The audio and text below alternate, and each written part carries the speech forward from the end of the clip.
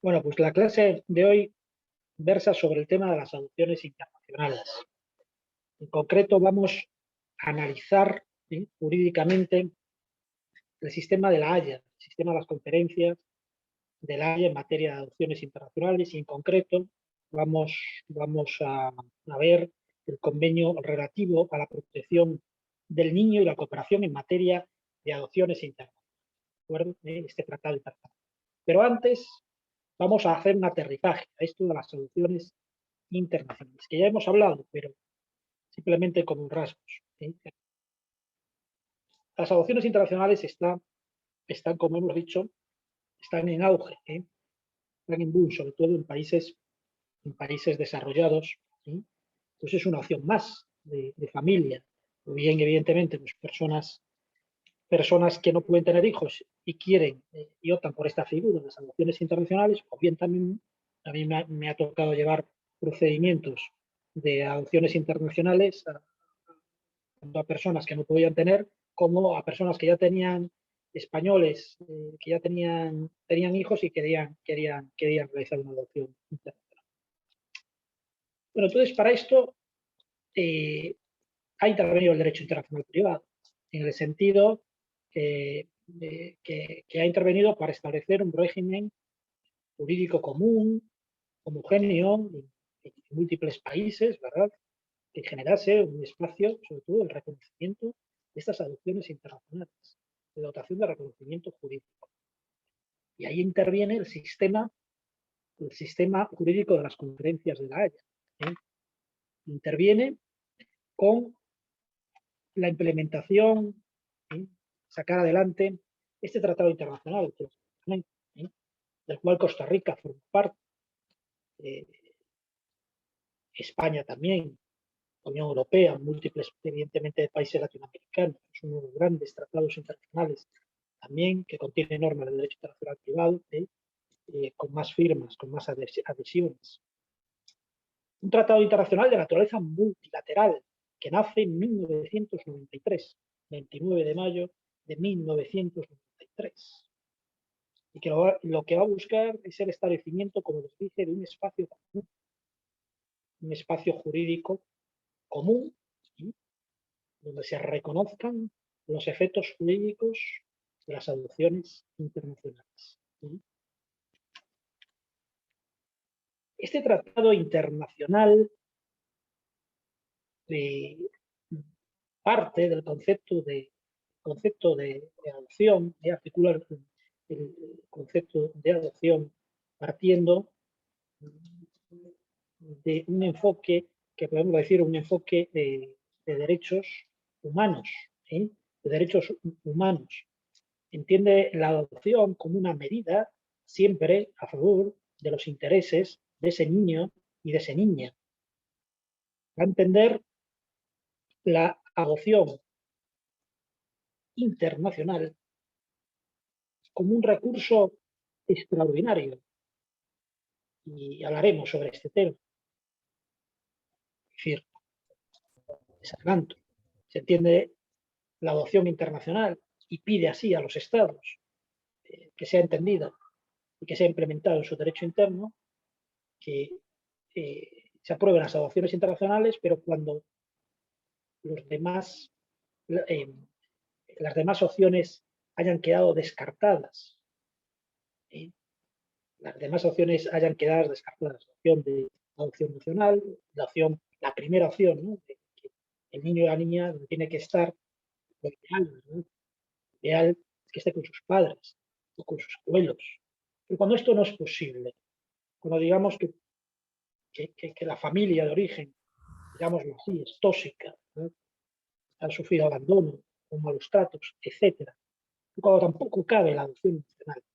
Y siguiendo el criterio que lo institucionaliza, el gran principio que habíamos analizado en la Convención de los Derechos del Niño de Nueva York de 1979, ese principio rector que habíamos dicho que impregna toda la normativa internacional en materia de derechos de nuestros niños y niñas, pues se tomará la resolución, dice este tratado internacional, aplicando el criterio, este principio, del principio rector de búsqueda del interés mejor para el niño y para la niña, ¿no? Es decir, las adopciones internacionales, se llega a la adopción internacional por descarte de las otras opciones, no directamente. ¿De acuerdo? Y esto lo menciona el Tratado Internacional. Pero en definitiva, el Tratado Internacional lo que va a establecer es un marco jurídico, un estatuto jurídico, protector en el plano internacional, protector de todo el proceso de la adopción, un marco jurídico protector de todo el proceso de la adopción cuando se va a realizar, cuando incluso se tiene intención de realizar esa adopción, y que va a estar fundamentado en esa convención que hemos analizado, en el Convenio sobre los Derechos del Niño de Nueva York. Lo dice claramente en el preámbulo. Se fundamenta, toma la raíz de este convenio mítico, histórico, hito histórico, la Convención del Niño de Nueva York, y de los principios en él ya analizados, y sobre todo ese principio rector de búsqueda del interés mayor del niño. Y lo remarca y lo positiviza de una forma clara, búsqueda del principio del interés del menor, ¿no? Y esa búsqueda del principio del interés del menor en todo procedimiento de adopción internacional también va a estar presente a que ese niño o niña tiene que ser escuchado, tiene que ser oído. Cuando ese niño o niña pues tenga la capacidad suficiente de raciocinio en conformidad, norma de reenvío, con el derecho interno de origen de ese niño y niña. Ya lo veremos ahora. Por tanto, lo primero que nos dice este tratado internacional del sistema de la Haya, que Costa Rica lo tiene firmado y ratificado, y que todos los países de la zona también, centroamericanos, si nosotros visualizamos Guatemala, visualizamos Honduras, etcétera, nos vamos a encontrar que son países donde hay por desgracia, una alta tasa de niños abandonados, y donde se producen muchos expedientes de adopciones internacionales. Por lo primero que nos dice este tratado internacional, que los primeros, de nuevo, obligados al cuidado de estos niños y niñas son los padres. Y por lo tanto, cuando los padres no realizan adecuadamente esta función y en conformidad, de nuevo, norma de envío con el derecho interno del estado de origen de ese niño o niña, los padres se les quita, se les priva judicialmente, ¿verdad?, la patria potestad, etcétera, la custodia se limita, e interviene el Estado como garante, pues deberá ser analizado en un caso de estos, si cabe el otorgamiento, ¿verdad?, de nuevo, de la custodia a familiares que no sean los padres o madres, o si cabe la adopción nacional, o, como les había dicho, si la mejor opción para ese niño, al desarrollo armónico, íntegro de ese niño, va a ser optar por las adopciones internacionales. Por lo tanto, requiere una valoración exhaustiva y se requiere, y es una conditio sine qua non, que ese niño que se va a dar en adopción, esa adopción sea permitida, ese niño que va a ser dado a adoptar, esa adopción sea permitida en conformidad con el derecho interno, el derecho del Estado de origen de ese niño, como vamos a ver, en conformidad con su derecho interno. Ese derecho interno tiene que calificar de idoneidad para la adopción a ese niño, después de descartar estas opciones que las dije. Pero siempre este tratado internacional incide que lo mejor para ese niño y niña, algo lógico, ¿verdad?, pero positiviza y aparece así, que lo mejor es que el cuidado y la guardia y custodia, evidentemente, quede a cargo de los papás o del entorno familiar inmediato. Solo cuando esto no es posible, tiene que intervenir como recurso, último recurso, la adopción internacional. Y esto es un mandato, entender así la adopción internacional. ¿Y es un mandato para quién? Para nuestros estados, de acuerdo. Es un mandato de implementar que dice este tratado internacional en nuestro derecho interno. Es un mandato a nuestras instituciones que trabajan con la infancia, es un mandato para el PANI en Costa Rica, la máxima institución, ¿verdad?, garante del derecho a la infancia, que va a ser competente también, en este caso, todo relacionado, como veremos, a los procedimientos de adopción. Es un mandato también, en el caso de España, para las autoridades españolas que tienen competencia en materia de menores, como España, como ustedes saben, tenemos 17 comunidades autónomas, casi no son estados federales, pero tienen muchas similitudes, pero tienen muchas competencias asignadas al Estado central las tienen asumidas. Y en el caso de mi tierra, de Galicia, ¿verdad?, tiene asumidas las competencias en materia de bienestar social y todo lo relacionado con la niñez. Por tanto, en Galicia será competente el gobierno gallego, la Xunta, la Consellería correspondiente en estos temas. En definitiva, si realizamos un aterrizaje al sistema de las adopciones internacionales en Costa Rica, en España, nos vamos a encontrar que es un sistema dual, básicamente formado por dos grandes conjuntos de normas. Normas de producción interna, que son derecho propio, y ahí tenemos pues, las leyes de infancia, con diferentes acepciones, o la ley del niño, propia de Costa Rica, propia de España, ¿verdad? Tenemos la ley nacional que regula el tema de las adopciones también, en España, en Costa Rica. Tenemos el reglamento, las leyes que regulan todas las funciones encomendadas a instituciones como puede ser el PAN.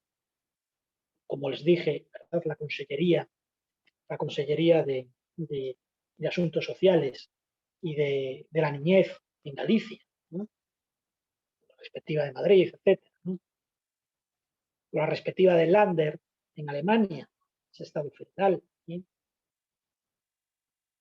Y entonces, si visualizamos, nos encontramos derecho interno, leyes y derecho internacional. Vamos a encontrar que nuestros estados van a estar en materia de adopciones internacionales vinculados por normativa procedente de los máximos instrumentos jurídicos globales, máximos a nivel de efectividad jurídica, como son los tratados internacionales. Y aquí nos vamos a encontrar, en primer lugar, que Costa Rica, ¿verdad?, tiene firmado y ratificado la mítica Convención de los Derechos del Niño de Nueva York, el primero, cuando hablemos de todo lo relacionado con la infancia, el estatuto jurídico fundamental, el marco jurídico fundamental, el sistema general internacional. Es este convenio de las Naciones Unidas de 1989, todo un hito histórico en pro de la defensa de los derechos humanos de nuestros niños y niñas. Y en segundo lugar, Costa Rica va a tiene firmado, ¿verdad?, esta Convención de la Haya en materia de adopciones, ¿sí?, en materia de adopciones internacionales. Por lo tanto, que podemos decir, y no como visión, ¿no?, general, Costa Rica tiene un buen sistema jurídico protector en materia de la infancia y en materia de adopciones internacionales. Tiene un buen sistema que a lo mejor, pues, en determinados aspectos, pues, es necesario que se implemente con una mayor efectividad, ¿verdad?, el procedimiento jurídico, pero en términos generales tiene los instrumentos jurídicos globales más importantes firmados en materia de adopciones internacionales. En definitiva, si a vista, como se dice, de pájaro, ¿no?, sobrevolando este tratado internacional mítico, histórico, también de las adopciones internacionales del sistema de la Haya, ¿no?, lo que podemos es extraer tres grandes principios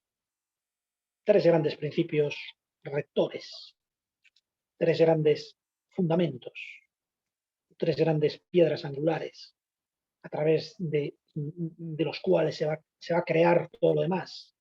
El gran principio, ¿verdad?, y que hunde sus raíces y que lo trae, ¿no?, a colación de la Convención de los Derechos del Niño, es el que ya les denominé, ese principio de interés superior del niño. Es decir, que en todo el expediente de adopciones internacionales, cualquier resolución del posible papá, de la posible mamá, de las autoridades centrales que intervengan en todo el proceso, de las autoridades del Estado de origen, de las autoridades del Estado denominado receptor del niño, toda decisión, todo acto administrativo, estamos en el plano administrativo, ¿sí? Pues tendrá que venir dada, ¿sí?, esa resolución en base a esa búsqueda del principio de interés superior del niño. No se puede apartar de ahí. Es una guía. ¿Y es una guía de qué? Pues es una guía de interpretación jurídica a la hora de realizar una resolución.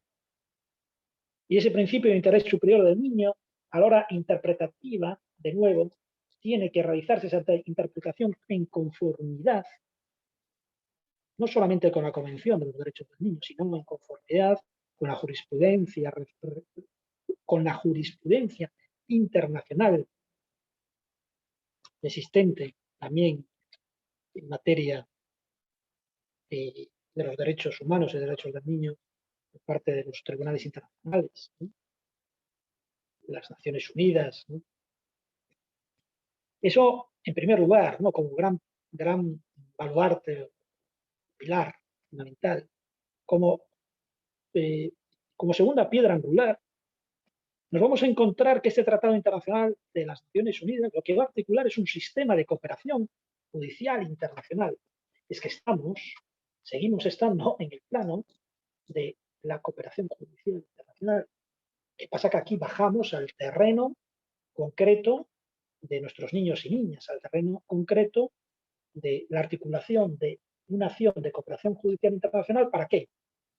Para garantizar que las adopciones internacionales defiendan a nuestros niños y niñas, no violen derechos humanos de nuestros niños y niñas, y que sean en conformidad con el sistema ONU de las Naciones Unidas.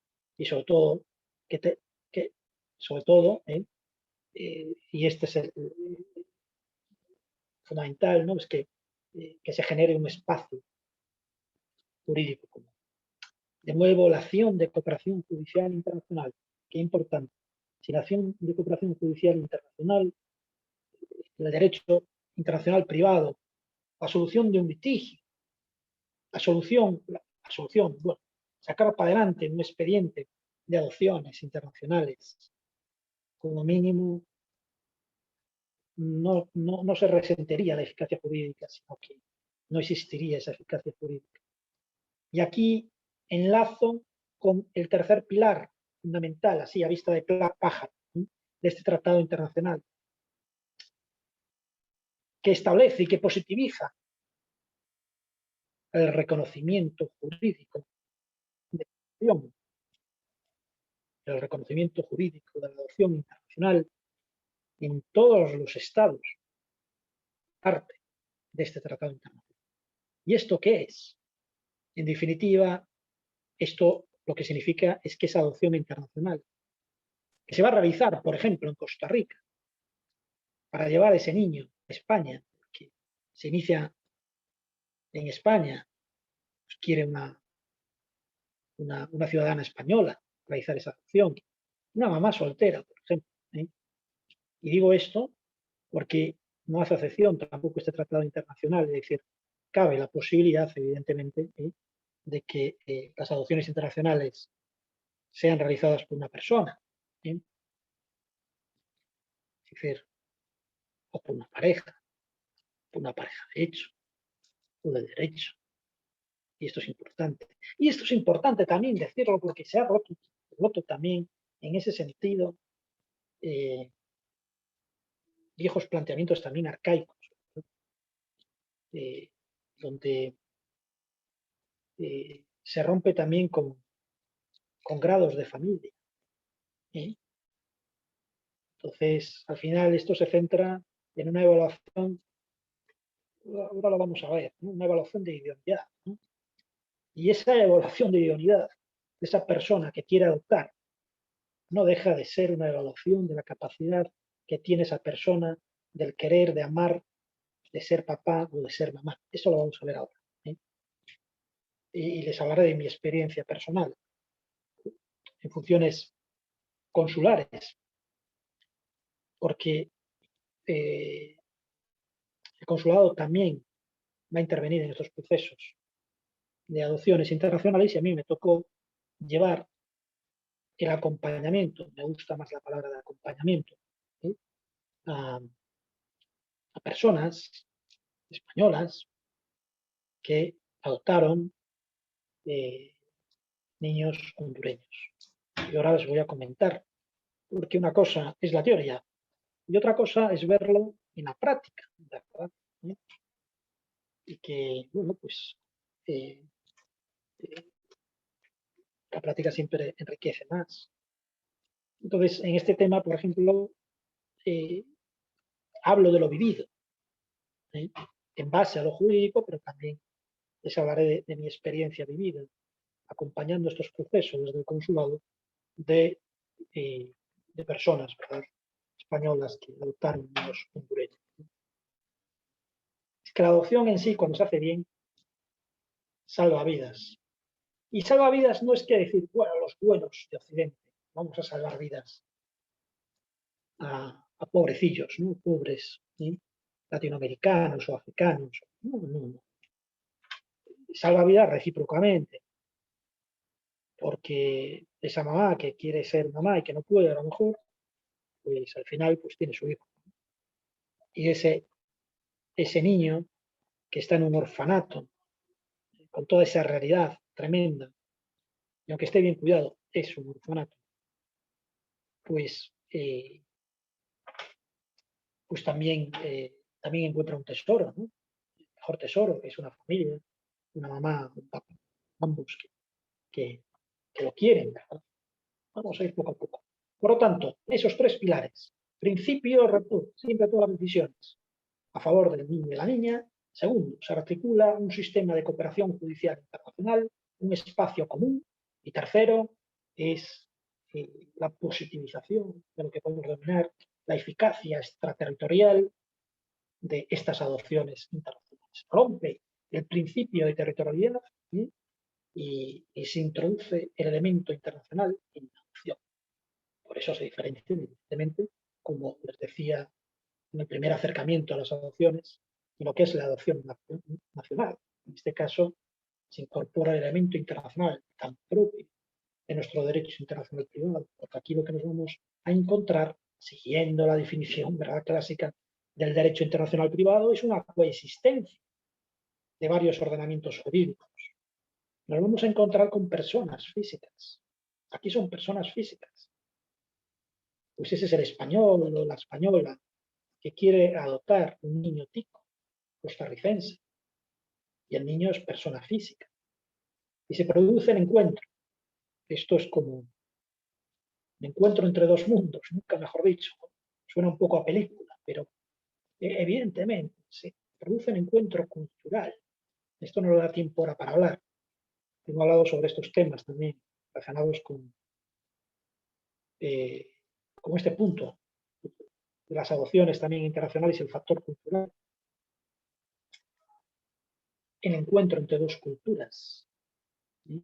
En este caso, la cultura pues, española, ¿verdad?, la cultura centroamericana, con mucho denominador común. Pero en otros casos, ese encuentro cultural es más potente. Por ejemplo, cuando se realizan adopciones, que están muy de moda, por lo menos en España. España es uno de los países, pienso que de la Unión Europea está en el ranking de los 3 primeros, ¿sí?, donde más adopciones se producen. Adopciones de niños chinos, de rusos, de África. ¿Sí? Y ahí sí que pega más ese choque cultural. Bien, la eficacia extraterritorial efectiva, pues aquí se ve la grandeza también, ¿no?, de este tratado internacional. Es en la generación de este reconocimiento de las adopciones internacionales y esta ruptura, como les dije, del principio territorial y que se consolida esa eficacia. Miren, este tratado internacional va a jugar con dos conceptos, todo el tratado internacional, tres conceptos. En primer lugar, lo que va a decir es que los estados que quieran formar parte, ¿de acuerdo? Es un tratado abierto, es una invitación, ¿eh? Formar cuantos más mejor. Lo que se trata, por parte del sistema de la Haya y también por parte del sistema interamericano de derecho internacional privado, ¿verdad? Como hemos visto en múltiples tratados internacionales que dejan la posibilidad, la apertura, una cláusula positivizada para que otros estados, incluso no miembros del Estatuto de la Haya, no miembros de la Organización de Estados Americanos, puedan formar parte. Porque lo que se quiere es buscar que derecho internacional privado lo que busca siempre es una palabra muy bonita, es la armonización de las legislaciones. Y es bonita la palabra de armonización de las legislaciones porque donde persiste la armonización, persiste la paz y persiste también la seguridad jurídica. Y entonces, por eso yo siempre no me gusta mencionar el derecho internacional privado cuando tocamos esos temas como una herramienta al servicio también de la paz en las relaciones internacionales, porque pacificamos el comercio internacional, porque pacificamos también, en este caso, los temas de adopciones internacionales. ¿Sí?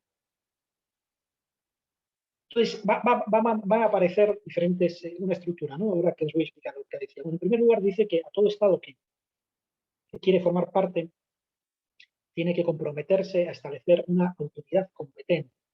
Una autoridad competente en su propio Estado para tramitar todos estos procesos. Y de nuevo, aquí nos dice este Tratado Internacional de la Haya, mire usted, Estado, nosotros nos vamos a imponer qué autoridad tiene que ser. Usted elija. O bien, crea una nueva, es novo, siguiendo el modelo de la Convención de Nueva York de los Derechos del Niño, ¿no? O si no, puede usted también asignar a una unidad administrativa ya existente mayores competencias orgánicas. Pues bien, en el caso de Costa Rica, de nuevo, como les dije, tenemos el PANI, encargado de un tema de adopciones internacionales.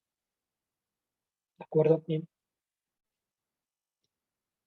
Cierto es que el Tratado Internacional permite la habilitación, la acreditación por parte de los Estados parte de entidades sociales, es decir, ONGs, es decir, asociaciones y fundaciones sin ánimo de lucro, que puedan tramitar adopciones internacionales.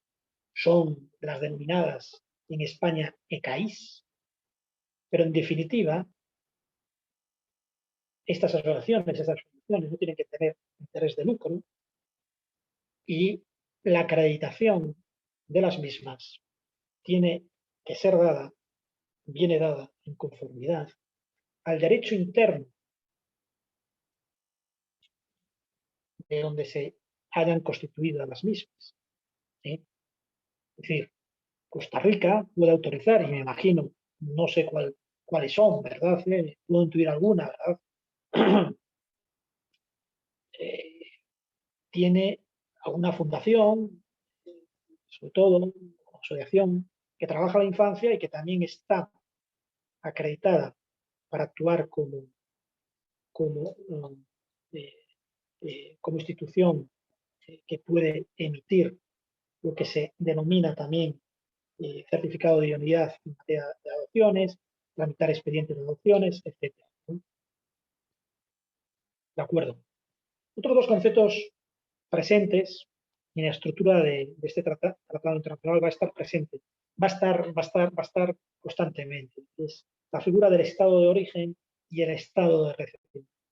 Fácil, ¿no? El estado de origen hace referencia al estado donde está residiendo habitualmente ese menor. ¿Qué menor?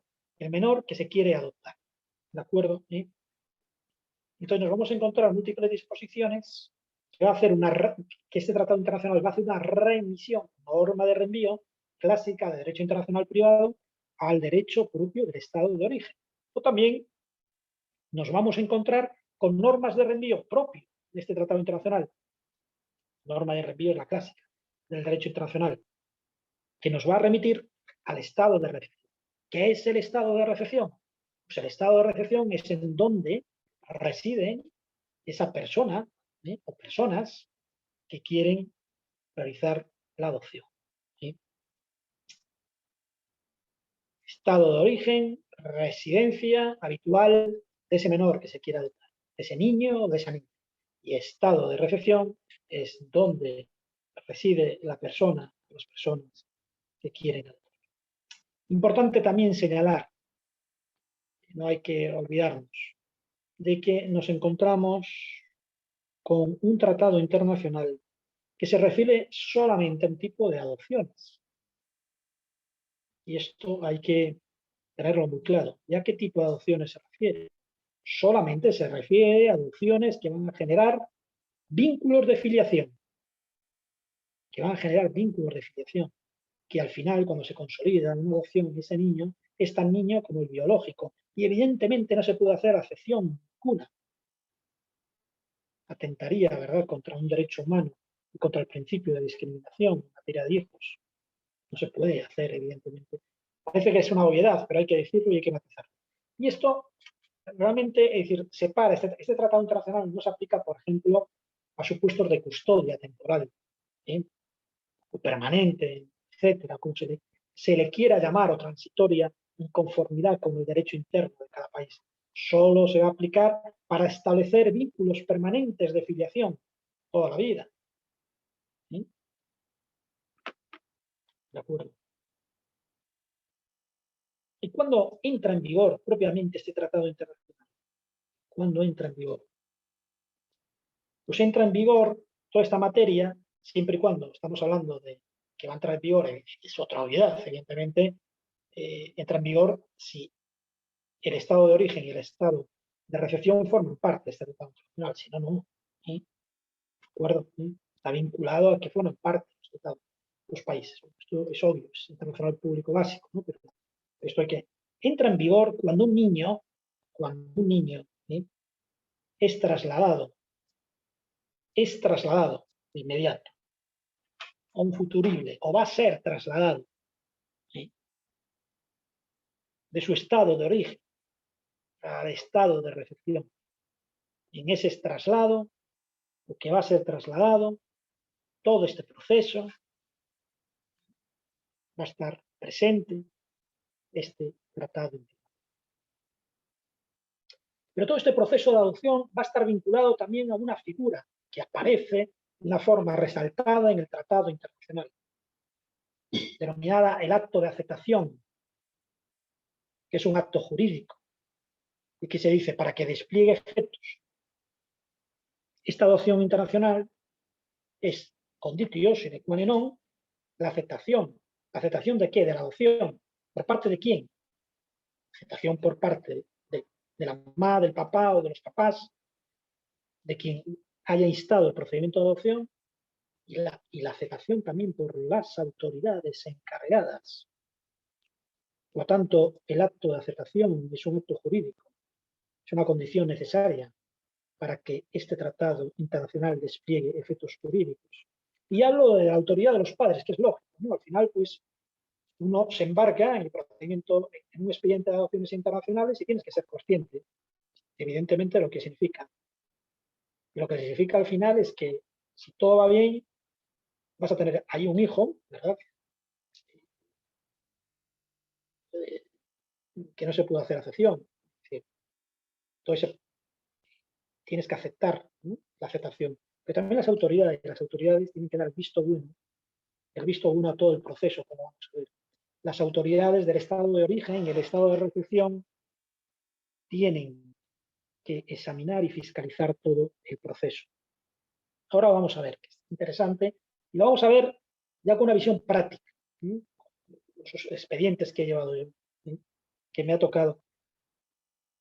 Entonces, ¿cuáles son las condiciones? ¿Cuáles son los requisitos, los elementos que deben cumplirse inexcusablemente en una adopción internacional?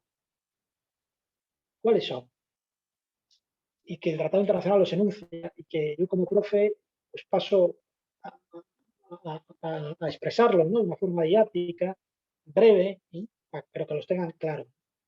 El primer requisito es fundamental. No hay adopción si ese niño no ha sido catalogado como adoptable por el derecho interno de su estado de origen. Primer requisito. El niño que va a ser adoptable tiene que tener la condición que sea catalogado con la categoría de adoptable. Y esa condición de ser adoptable se lo da su derecho interno, el derecho de origen, el estado de origen. No se lo da otro derecho, no se lo da el tratado internacional, no se lo da el estado de receptor, no se lo da por un país que sea rico, lo que sea, ¿eh? Es el derecho propio donde reside habitualmente ese menor. Norma de reenvío de derecho internacional privado. Primer requisito. Segundo requisito, ya mencionado anteriormente, así, una forma somera, y ahora aquí aparece una forma más expresa. No cabe ningún procedimiento de adopción internacional sin que se haya determinado de una forma fehaciente y en conformidad también con evaluaciones psicológicas, exámenes médicos, sociolaborales, que dar ese niño a la adopción internacional es lo mejor, descartando la entrega a sus papás, a sus abuelos, a su familia inmediata o no inmediata, y descartando la adopción nacional, que es la mejor opción. Pero no porque diga que es la mejor opción la encargada del PAN, o no porque lo diga porque un funcionario que dice, ay, qué bonito, que se va para España, ¿no? Entonces, hay que fundamentarlo y en conformidad con informes técnicos de naturaleza, sobre todo socio-psicológicos. El tercer requisito, conditio sine qua non, para que se produzca una adopción internacional, es constatar, verificar de una forma fehaciente que las personas que han instado, ¿no?, esa adopción, que quieren ser, o la persona que quiere adoptar, y las autoridades encargadas de la adopción, tanto las autoridades del estado de origen del menor como las autoridades del estado de recepción, han sido debidamente informadas y que han prestado su consentimiento. ¿Informadas de qué? De lo que significa una adopción internacional, de lo que significa, de lo que conlleva sus efectos jurídicos. De los efectos jurídicos, en definitiva, que va a desplegar entre la familia del niño y el propio niño, ¿no? Y el cuarto requisito, vital, el cuarto requisito, ¿sí?, también que es una condición inexcusable, y esto es muy importante, y aquí hago una reflexión, es que los procedimientos de adopción internacional establecidos y positivizados por el sistema de La Haya no admiten lucro. Y vamos a explicar un poquito de eso. ¿No admiten qué, perdón? Amado, no permiten lucro. Lucro. No son lucrativos. Y esto lo voy a matizar. ¿Qué quiere decir esto? Un expediente de adopción internacional se prohíbe la realización de un contrato de compraventa. Es decir, volviendo al caso de España, de que esa española de Santiago de Compostela pues quiera ser mamá, ¿verdad?, y que compre su hijo en Costa Rica y lo formalice, imagínense, ¿no?, como un contrato de mercaderías internacionales, por poner un ejemplo. Eso se prohíbe. Pero voy a matizar, ¿sí? Eso se prohíbe. No es una compraventa. Esto, no sé si mejor es una cosa obvia o no, pero en definitiva, el sistema de La Haya parte del modelo europeo de derecho y parte también, si recordemos la historia un poco, ¿no?, pues de la propia cultura romana germánica nuestra, donde hay determinadas operaciones, actos jurídicos que no tiene que intervenir el mercado, que hay que apartarlos del mercado. Muy similar al caso de las donaciones. Si yo, por ejemplo, quiero donarles un riñón, es una donación, no es lucrativo. Se prohíbe, iría a la cárcel, si hiciese una operación de compraventa, ¿verdad? Bueno, pues esta tesis de que estos actos jurídicos son actos de mera liberalidad, son actos entendidos como asimilables a una donación y que no tiene que existir un lucro, un intercambio comercial, que no tiene que existir un pago a la mamá de ese niño, ¿verdad? Se va a sentar también aquí en Latinoamérica, se va a sentar en las propias normas, leyes que regulan las adopciones nacionales en Latinoamérica. Y menos mal que se asentó así, porque no pasa, por ejemplo, en otros sistemas. Por ejemplo, en Estados Unidos, que tienen aquí un compañero, creo que está aquí, Bernal, ¿cómo está? Bernal Muy está bien, en Estados profesor. Unidos. Ah, muy bien. Bernal, vamos a tocar un tema ahí relativo a vuestro derecho. No hay problema, aquí estoy escuchando. Muy bien, bueno, pues en Estados Unidos el sistema de adopciones también, yo no sé si en todos los estados o no, pero en múltiples estados o en general, ahora no sé si es una ley de todo Estados Unidos o en estados, se permite realizar las adopciones vía contrato de compra-venta. Es decir, se introduce el elemento mercantilista. ¿eh? Es igual que en Estados Unidos, con el tema de, de los denominados comúnmente vientres de alquiler. De acuerdo. Pero nosotros no partimos de esa filosofía.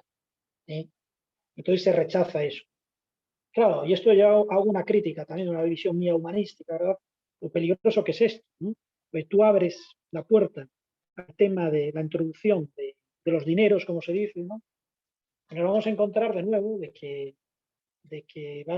puede existir muchas adopciones, no, seguramente, es decir, que van a ser movidas por el lucro y se van a vender bebés o por situaciones también a veces de pobreza. Entonces, se va a utilizar también los factores de pobreza para abusar de esas circunstancias y de nuevo, pues claro, nos vamos a encontrar aquí también, podríamos encontrar, ¿verdad? ¿Por qué no decirlo, ¿no? Con nuevas formas neocoloniales. ¿Sí? Es decir, yo no puedo tener un niño, ¿no? En la Europa desarrollada y tal, pero nada, esto es más fácil, ¿no? Hago una operación de compraventa y me compro un bebé. Bueno, pues eso está prohibido. Esto está prohibido. Y evidentemente, si se hace esto, por ejemplo, se llega a España o a Costa Rica, estaríamos en un supuesto delictivo. ¿Verdad? Estaríamos en un supuesto de que entraría de lleno el Código Penal. ¿Sí? Entonces esa persona iría a vuestra cárcel, a la reforma, ¿eh? Y si es la española iría a la cárcel de A Coruña, de Teixeira. ¿Sí? Bueno, pero esto yo creo que es importante también que lo visualicen, es decir, que pues, la variedad, ¿verdad? En general, la variedad de los países, bueno, de Europa, evidentemente, Unión Europea, europeos y latinoamericanos, es decir, es entendido como una donación, no es operación mercantil. Pero en Estados Unidos sí que está regulado, evidentemente, pero se permite este tipo de operaciones. Está permitido el tema de comprar, ¿no? Compra-venta. ¿No? Y esto es muy delicado. Yo siempre hago esa crítica, ¿verdad? La ubicación o la situación del Dios mercado por encima del ser humano. Y esto es muy delicado, porque tiene que ser a la inversa. Entonces aquí pues, esto es la apertura, ¿verdad? A que se juegue con las necesidades de mucha gente muy humilde. Sigamos. Es necesario también, de una forma clara, se positiviza el consentimiento de la mamá del niño, cuando se conoce quién es la mamá, porque en muchos casos no se conoce quién es la mamá. Ustedes saben que en múltiples orfanatos, hace años visité uno, quise visitarlo para tocar más la realidad, ¿no? Ver un poco, quedarte en la oficina y ver un poco todo esto, sino ver la realidad. Y fui a San Pedro Sula, San Pedro, en Honduras, a visitar un orfanato muy humilde, que lo llevaban unas monjitas con muy pocos recursos, pero con mucha voluntad. Y lo curioso de ese orfanato eran que eran niños que tenían enfermedades, o eran niños que nacían con parálisis cerebral. Entonces, muy complicado, ¿verdad? Que fuesen adoptados. Hay gente que lo sabe. Entonces fuimos y estuvimos un rato. ¿Sí? Y yo me acuerdo que había un niño pequeño ahí, no sé, 3 años, ¿sí? Eso soy un poco, de decir no muy bien los años, o tendría más a lo mejor. Y estaba, para mí, estaba muy gordito. Yo lo agarré, ¿sí? Brazos, y le dije, ¿no? A la cuidadora, le dije, caramba, oye, qué bien come, ¿no? Este niño, ¿sí? Ingenuamente, ¿sí? Lo veía gordito. ¿Sí? Entonces yo pensé para mis adentros, oye, pues la verdad que tiene buen alimento. ¿Sí? Fantástico, ¿no? Seguro que este niño, por donde está, en la ciudad, en los pueblos, pobreza tremenda, ¿no? Y me dice la cuidadora, la enfermera, la monjita, que sé, me dice, no, no, no, no es que esté gordo, es que está desnutrido. Yo no entendía, no entendía. ¿Cómo que está desnutrido? No entendía. Y me explicó ella. Dice, es que los casos crónicos de desnutrición lo que producen es que se les hincha la tripa, se hincha. Y a mí me vino a la mente, ¿verdad? Esos reportajes de África, de las grandes hambrunas. Y África siempre nos quedó a todos muy lejos. No tan lejos, nunca ha quedado, sobre todo pues, España, Latinoamérica, todos los hermanos. Pero fue un shock ver eso, ver que esas cosas estaban pasando en nuestra querida Centroamérica. Y evidentemente como ese niño, pues luego empezaron, yo ya veía a todos, a lo mejor estaba exagerado, pero ya todos tenían desnutrición.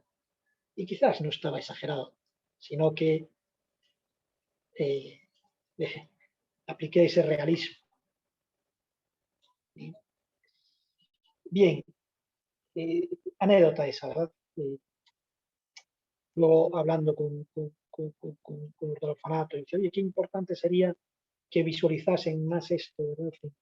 En España, porque vendría gente a adoptar, no sé qué, no sé cuánto, ¿no? Historias, ¿no? Cómo articulamos una acción de cooperación al desarrollo con la EFI española, etcétera, muchas cosas. En cambio, las que estaban allí al frente, poco tiempo tenían para hacer eso, lo que tenían era el tiempo suficiente para el presente, digamos, como los clásicos, ¿no? Para el carpe diem, ¿no? Para salvar vidas en ese momento. Y a la entrada de ese orfanato había una puertecilla ahí, una especie de camarote, con una luz día y noche.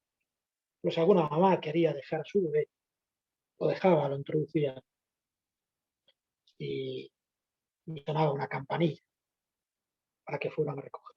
Esta es una realidad relacional de nuestros pueblos. Abandono, niños huérfanos. Y este es un instrumento de luces, de esta maravilla del derecho internacional que salva vidas. ¿Sí? Y que se enlaza de nuevo, ¿verdad?, con esos instrumentos de luz también, y no de sombras, de las Naciones Unidas. Entonces, hay qué maravilla que existe, pese a sus imperfecciones. Otros requisitos, aparte del consentimiento de la mamá, cuando se conozca, es muy importante, es que se haya tomado en cuenta a la hora de la decisión de la adopción internacional la opinión del niño. Y de nuevo resalta aquí la opinión del niño. Y resalta aquí, se hace eco de lo que hemos enunciado y explicado, ¿verdad?, en ese Tratado Internacional de las Naciones Unidas de 1979, que decía que la opinión del niño cuando tiene madurez tiene que ser tenida en cuenta. ¿Y cómo no va a ser tenida en cuenta? Sí, sí, sí, pobre, ¿no? Ya, decir, es que está diciendo, no, es que vamos a meter en un proceso de que terminadas en otro país, con otra gente, con otra familia. ¿Qué opinas? ¿No? Y evidentemente esos niños también, y muchos de esos niños, tienen un raciocinio, si tienen 3 años, que pueden ser de 12 años, 4 años puede ser de 15, de 20 incluso, en relación con un niño, con una niña. nacida en un país y con una familia estable, etcétera, ¿no? Todo eso. Porque la vida de ellos ha sido muy puñetera, como se dice, ¿no? Y han tenido que crecer antes de tiempo, ¿no? Y madurar antes de tiempo. Sí.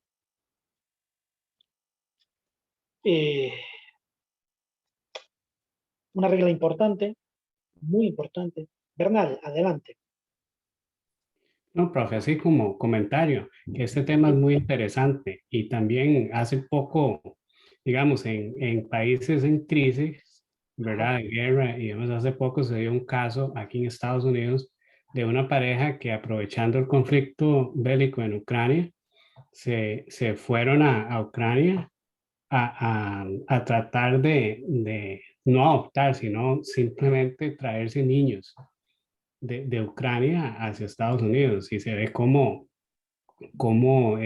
existe una problemática en cuanto a la adopción internacional, o sea, no, la gente no conoce de todo el proceso que hay detrás del proceso de adopción internacional, ¿verdad? claro. Sí, es un tema muy delicado. Esos temas, Bernal, esos temas ya entran dentro, se produce un acto de esa naturaleza, que es un robo de niños, eso es tráfico internacional de menores. Y ahí vamos a analizar también un mítico tratado internacional.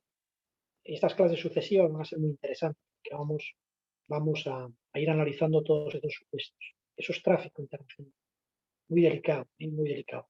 La infancia siempre ha estado en peligro y por eso la grandeza del derecho internacional es que actúa como protectora de los más débiles. Y esto no tiene que quedar en utopía quijotesca, sino hay que visualizar los más débiles. En este caso estamos reflexionando y dando una charla en torno a la protección de los niños y niñas como sujetos que deben ser protegidos en el plano nacional e internacional, ¿eh? Porque son personas que están sometidas y que se ven exponencialmente en riesgo y en vulneraciones, exclusión y riesgo social, ¿eh? Sobre todo si utilizamos el binomio, por ejemplo, de niño, niña, inmigrante. Niño, niña, migrante. Imagínense. Eso es tremendo, ¿verdad? Es tremendo. Más protección todavía, ¿no? Más protección. Porque los miserables del crimen organizado, a través de todas las manifestaciones que tienen como común los narcos, y que aquí andan por toda la zona, como diablos y demonios, se dedican también, como se lo digo siempre, pero es que es cierto, ¿no? Se dedican al tráfico de niños y de menores, aquí en Centroamérica, que es una de las regiones del mundo donde se producen más robos de niños y niñas destinados para el tráfico de órganos u otros tráficos, que mejor ni mencionarlos, pero que adoptan, en definitiva, nuevas formas de esclavitud del siglo XXI. Y evidentemente la conquista de los derechos se hicieron, ¿no? Ya los tenemos, ¿no? En muchas realidades, pero faltan otras. Y tenemos que combatir y luchar desde el derecho, desde la política, evidentemente, para luchar también contra estas nuevas esclavitudes, sutiles o no tan sutiles, están destrozando también familias, están destrozando también a nuestros países centroamericanos. Porque simplemente les invito a buscar las estadísticas de Naciones Unidas o de cualquier organismo internacional serio en materia de trata de niños en Centroamérica. Y van, como decimos en España, y perdónenme la expresión, alucinar. Alucinar. Bien, sigamos.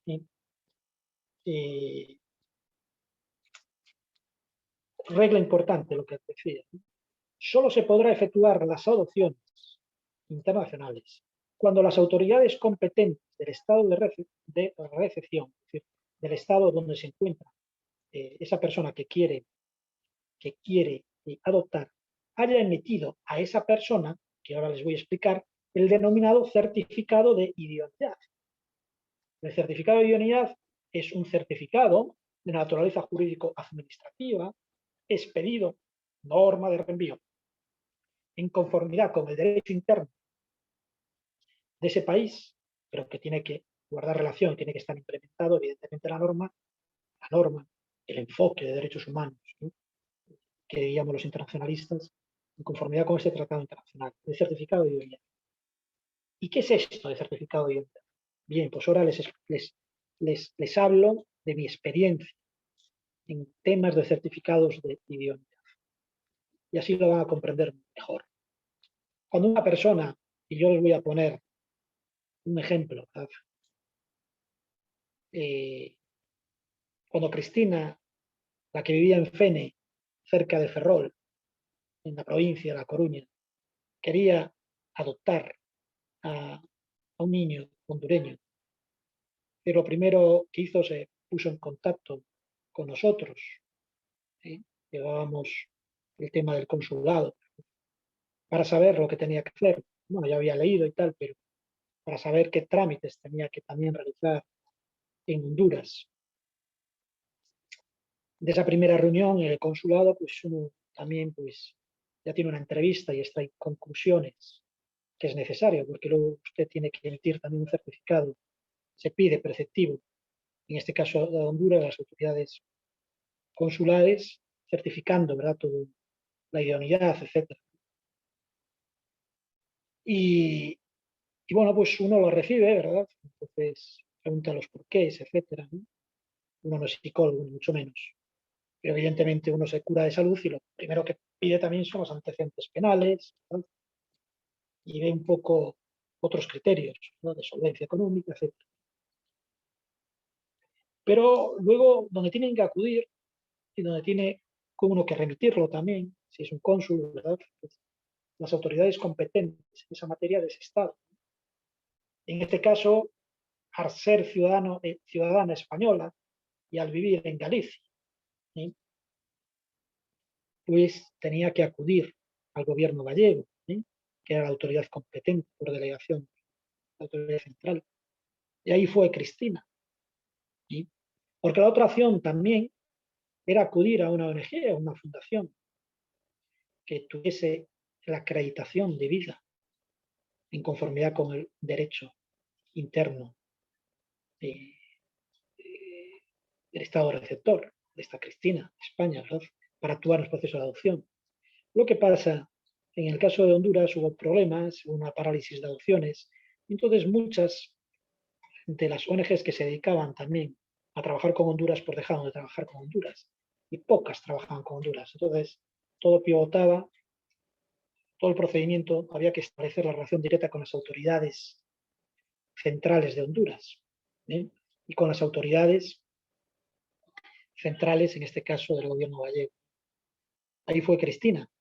Entonces, fue a la autoridad competente, ¿verdad?, repito, ¿no?, en este caso del gobierno de la Xunta de Galicia, para tramitar el tema de adopción y abrir el expediente de tema de adopciones internacionales, ¿sí?, y ahí tuvo que realizar una evaluación. ¿Y qué tipo de evaluación antes de otorgar o no ese certificado de idoneidad? En primer lugar, tuvo que aportar una serie de documentos que son típicos, pero yo les enuncio para que tengan una idea de cómo, como les dije, también antecedentes penales, evidentemente la partida de nacimiento, quiénes son, ¿sí? Certificado también de salud exhaustivo, de que no tiene enfermedades. Incluso se les estaba pidiendo, porque así lo estaba pidiendo Honduras, que probase que no tenían ningún tipo de enfermedad, incluso el SIDA. Hay algunos países que son muy exhaustivos en eso. Y también certificar qué trabajo tiene, si tiene recursos, si tiene solvencia. La solvencia económica va a ser fundamental también. Luego, someterse a una evaluación de estado mental, psicológica, fundamental, porque hay que verificar muy bien la capacidad mental y los porqués quieren adoptar. Y ante la duda hay que denegar la adopción, porque hubo muchos casos también que se colaron en las adopciones internacionales de gente loca y de pedrastras y cosas, ¿no? Entonces hay que ser muy cautos. Y no solamente un informe médico de solvencia médica, económica y psicológica, sino también van a intervenir los funcionarios competentes en materia de trabajo social, las trabajadoras o trabajadores sociales. ¿En qué sentido? Aparte de tener una entrevista con esta persona, con Cristina, pues le pidieron también, en primer lugar, que aportara fotografías, ¿no? Y un croquis, un plano de su casa, donde iba a residir ese menor, con la exigencia de que tenía que tener, evidentemente, una habitación para él. Y aparte de esa entrevista personal con el trabajador social, también pues, hubo una visita ocular a esa casa, ¿sí? Para saber dónde iba a vivir ese menor, ¿sí? Dónde iba a vivir ese menor. Bien, terminado todas esas entrevistas psicológicas, médicas, de trabajo social, se reúne la Junta, la comisión encargada, los funcionarios, ¿verdad? Para tomar se delibera y se toma una decisión. Y se reúne todos los requisitos tasados, con puntuaje serios, se va a emitir el correspondiente, el denominado certificado de idoneidad, que la acredita que reúne las condiciones precisas y necesarias para que pueda comenzar los trámites de adopción en Honduras. Y este certificado de idoneidad a Cristina es lo que le pidieron las autoridades competentes de Honduras. Ahora no recuerdo cómo se llama el Instituto de Infancia, pero es como el PANI vuestro, ¿no? Ese certificado de idoneidad es pedido por las autoridades competentes españolas. Y ese certificado de idoneidad, que también tuvo que aportar, pues, de nuevo, ¿no? Antecedentes penales, Honduras, todo lo que les cité ahora, lo tuvo que aportar también la mayor certificado de idoneidad. Todos estos documentos tienen que ser enviados y legalizados. De nuevo, la legalización internacional. Yo siempre que les recomendaba, porque hay dos opciones, o vas al consulado, o si no, la apostilla de la Haya. Siempre la apostilla de la Haya, porque es lo más cómodo. Como les dije, Honduras, por ejemplo, hace muchísimas décadas que tiene firmado la apostilla de la Haya, no como Costa Rica, que tardó. Costa Rica fue en el 2012, ¿eh? Demoró muchísimo, Costa Rica, pero Honduras no. Bien, una vez llega todo ese expediente a Honduras y analizan de que todo está correcto, ¿sí? Comienza a moverse, ¿sí? Los trámites. Se pide a Cristina que vaya también a Honduras. Y, claro, entran en lista de espera. ¿Sí? En lista de espera para la entrega de, de, de un niño, ¿no? De un niño. Que se puede demorar o no. Eso también va en función, eso es un tema también de tramitología, ¿verdad? De tramitología. ¿Qué pasa en estos temas? Bueno, pues lo normal es que en el estado de recepción se vaya rápido, no se agilice.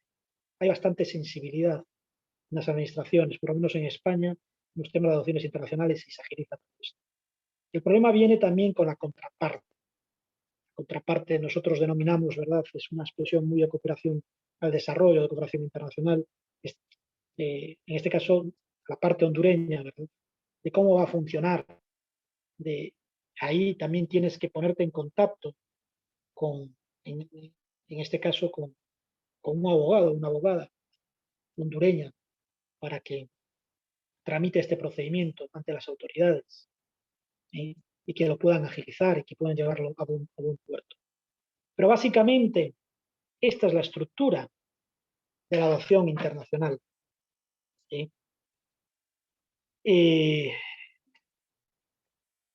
Cuando se lleva a cabo correctamente todo esto, cuando al final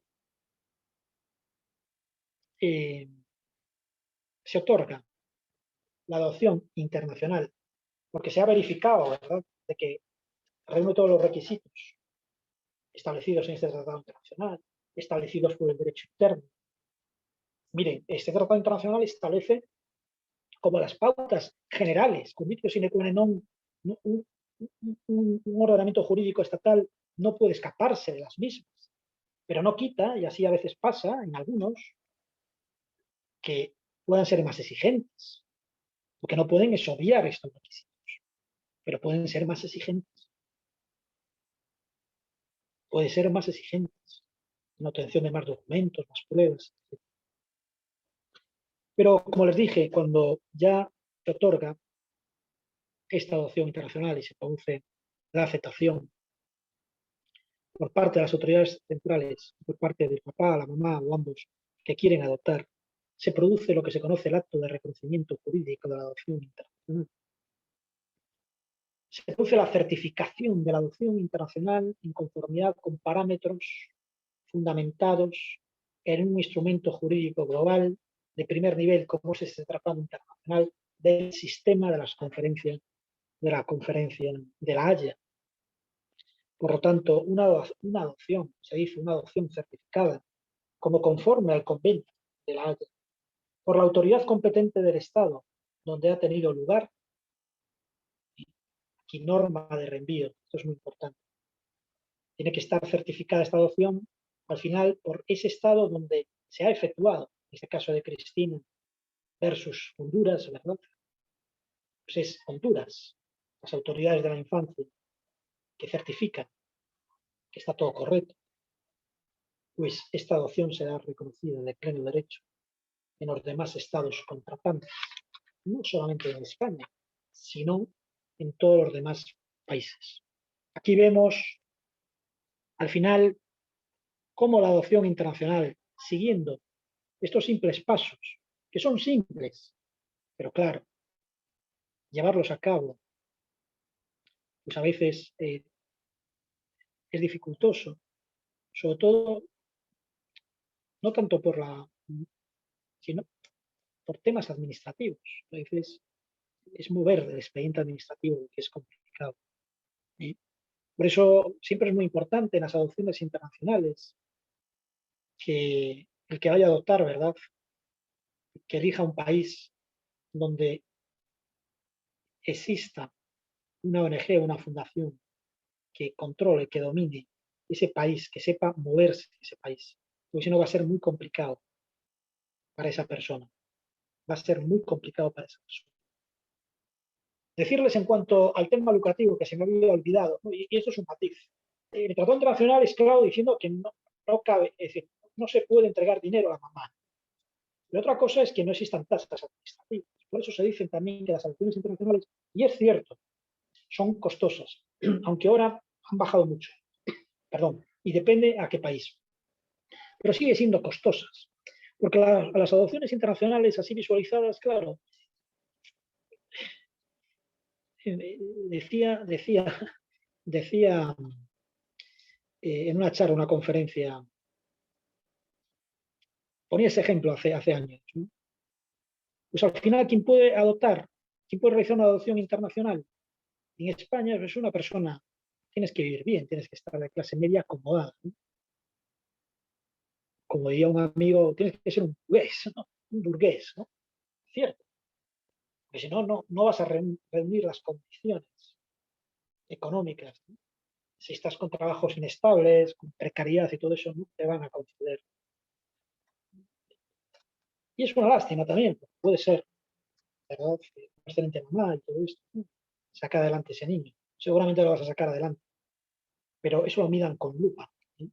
Criterios económicos y evidentemente criterios de, como decimos en mi tierra de Galicia, criterios de cabeciña, ¿no? Porque hay mucho loco suelto, ¿no? Análisis psicológico, fundamental, fundamental. Entonces, ahí va a haber unas tasas administrativas bueno, pues si uno lo realiza directamente con la administración, pues van a disminuir, pero si de inicio ya vas con una asociación, una fundación, pues pueden ser elevadas. Más o menos para que visualicen, ¿sí?, por lo menos los procesos en que he estado de expedientes administrativos, que siempre les preguntaba a los interesados, ¿verdad?, eh, pues cuánto tuvieron que pagar, ¿verdad? a estas instituciones y todo esto, el promedio no bajaban de 15.000 a 20.000 euros, 15.000, 20.000 euros, no se bajaba, no bajaba, sin incluir viajes. Entonces es un procedimiento costoso. Al final, yo siempre ponía un ejemplo, pues al final, y a lo mejor no es un buen ejemplo, pero es que es cierto, es lo que vale más o menos un carro, ¿no? Todo procedimiento administrativo. Mucho más caro cuando son adopciones en China o en África. A propósito, han estado muy de moda las adopciones de niños y de niñas chinas y de africanos en España y también rusos. No sé si les comenté, pero a raíz de, sobre todo al final de los años 90, hubo un boom. Pasaban por televisión española documentales, reportajes de hambrunas, zona de Etiopía, de orfanatos, de niños abandonados en China, en Rusia, y la gente se sensibilizó mucho, ¿no? Entonces veías muchas adopciones de niños chinitos. Aunque siempre estuvo presente la relación con Latinoamérica, de adopciones por parte de España con países latinoamericanos, siempre, siempre. Muchísimos niños adoptados de Perú, de Colombia, de Bolivia. Bolivia, recuerdo, hay un tratado bilateral con España en materias de adopciones. También, por supuesto, de nuestra querida Guatemala, de Guate, ¿sí? De Honduras, de Costa Rica no. Hombre, a lo mejor, pues no te digo que absolutamente que no hubo, ¿verdad? Casos a lo mejor tales, pero estadísticamente irrelevantes. Pero sí, de Guatemala bastantes. Y de Honduras también. También de Nicaragua, de Panamá. Sí. Bueno, queridos alumnos, terminamos. Espero que les haya gustado esta clase. Vamos a seguir hablando sobre estos temas. Son muy bonitos y son también, es decir, están al orden del día. Y también, por de paso, ¿verdad? Uno refresca conocimiento de derechos humanos. Y estos temas también son muy bonitos para realizar trabajos de investigación, trabajos finales de grado y todo esto. Estos temas, todos los que vamos a hablar. Bueno, saludos. Sí, Amado, adelante. Perdón. No fue nada. Falsa alarma. Bueno, si quiere, puede intervenir, si quiere hacer un comentario. No, es que no. Se lo daré las preguntas a la próxima clase. Yo sé que es viernes y que todo el mundo quiere dormir y no quiero arruinarle el fin de semana a los compañeros. Bueno, muy bien, Amado. Buen compañero es usted, ¿eh? Muy bien. Bueno, saludos, cuídense, cuídense de la salud. Muchas Gracias, gracias, profe. profe. Hasta luego. Hasta luego, Bernal. Saludos. Gracias. Chao. Gracias.